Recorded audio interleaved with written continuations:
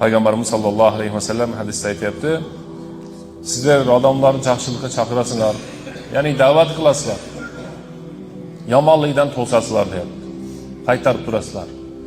Biroq qachon odamlarni yaxshilikka chaqirishdan to'xtasanglar, yomonlikdan ham tiymasanglar, duo qilasizlar, duolar ijobat bo'lmaydi deyapti.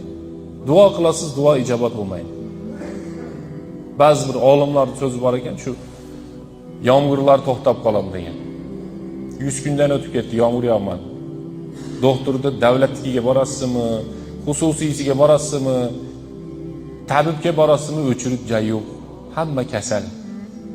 Uyda yosh bolalar ko'rib rahming keladi, qayerga olganini aytmayapti. Doktor dorini suv ichganday quyyapti ustimizdan. Hamma kasal, yomg'ir yo'q yoki boshqa narsa yo'q. Yaxshilikka buyurasizlar, yomonlikdan qaytarasizlar. Yaxshilikka buyurishdan to'xtaysan, yomonlikdan qaytarishdan to'xtaysan, Alloh taolo duoni ijobat qilmaydi deyapti. Shuning uchun biz jamoatga eslatib aytamiz, hurmatli jamoat. Imkoniyat hamma yo'q kengmi? Odamlarni yaxshilikka chaqiraylik, yomonlikdan qaytaraylik. Albatta o'zimiz birinchilardan bo'lib buni bajaraylik.